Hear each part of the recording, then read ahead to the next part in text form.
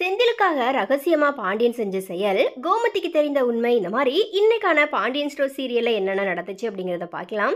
So அந்த வகையில் செந்தில் வேலைக்கு போகிற முதல் நாளில் பாண்டியன் செஞ்ச செயலை பார்த்து கோமதி கண் கலங்கி இருக்கிறாங்க. ஸோ அந்த வகையில் கடையில் இருக்கிற பாண்டியன் பழனியன் சரவணனை கோவமாக திட்டிட்டு கடையிலிருந்து வெளியே வேலை இருக்கிறதா சொல்லி கிளம்பிடுறாரு. செந்திலன் கதிர் 2 பேருமே பாண்டியனை பார்க்கறதுக்காக கடைக்கு வராங்க. அப்போது செந்தில் கிட்ட பழனி, என்னடா வேலைக்கு போகிறேன்னு சொல்லி மாறி கடைக்கு வந்துட்டியா அப்படிங்கிற மாதிரி கிண்டல் பண்ணுறாரு. அதுக்கு கதிர், அவன் வேலைக்கு போகிறதுக்கு முன்னாடி அப்பா கிட்ட சொல்லிட்டு போகணுமா, அதுக்கு தான் வந்திருக்காரு அப்படிங்கிற மாதிரி சொன்னதும், அவர் உன்னை பற்றி தான் பேசிகிட்டு இருந்தாரு, ஆனால் வேலை இருந்ததுனால அவரால் வர முடியல, இப்போ எங்கே போயிருக்காருன்னே தெரியலையே அப்படிங்கிற மாதிரி பழனி சொன்னதும், சரவணனோட அப்பா வணிகர் சங்கத்தில் வேலை இருக்கிறதா போயிருக்கிறாரு அப்படிங்கிற மாதிரி சொல்கிறாரு. ஆனால் பாண்டியன் மாலை வாங்கிட்டு வந்து சாமிக்கு செந்திலோட பெயரில் பூஜை பண்ணுறாரு. செந்திலோட ராசி நட்சத்திரத்தை சொல்லி பூஜை பண்ணிட்டு போக அதே கோவிலுக்கு கோமதியும் வராங்க.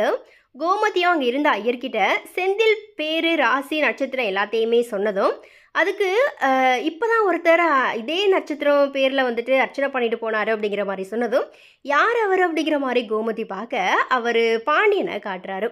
செந்திலை வீட்டில் அப்படி திட்டிட்டு செந்திலுக்காக பாண்டியன் அர்ச்சனை பண்ணதுனால மகனுக்காக அர்ச்சனை பண்ண வந்தீங்களா, வீட்டில் அவன் வேலைக்கு போகும்போது இருக்க வேண்டியது தானே அப்படிங்கிற மாதிரி கேட்குறாங்க.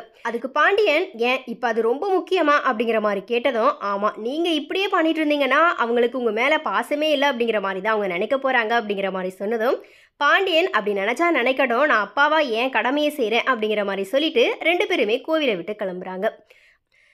அதுக்கப்புறமா வர்ற வழியில் கோமதியும் பாண்டியனும் பேசிக்கிட்டே வராங்க. முதல்ல பாண்டியன் கடுப்பானாலும் மேலே எனக்கு பாசம் இருக்குது அப்படிங்கிற மாதிரி சொல்லி அதுக்கப்புறமா சமாளிச்சிட்றாரு.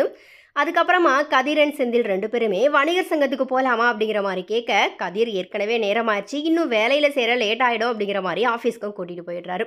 அப்போது வர்ற வழியில் அரசி செந்திலுக்கு வாழ்த்து சொல்லிட்டு போகிறாங்க. அதுக்கப்புறமா கதிர் ஆஃபீஸில் கொண்டு வந்து விடுறாரு. அங்கே மீனாவும் அவங்களுடைய அப்பாவும் செந்திலுக்காக வெயிட் பண்ணிகிட்ருக்க. செந்தில் வந்ததும் வேலையில் சேர்றதுக்கான முதற்கட்ட வேலை விஷயங்களை முடிச்சுட்டு வராங்க.